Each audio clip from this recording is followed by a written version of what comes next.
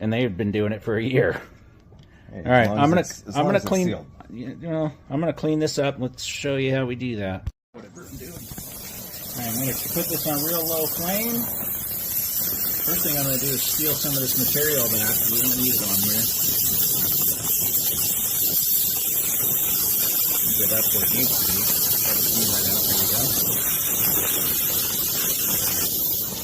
And let's get it where it needs to be, which is on the joint itself.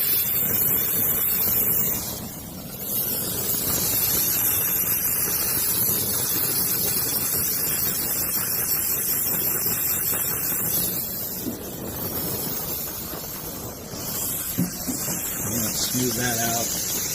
Remember, you got to assume everything's going to be seen.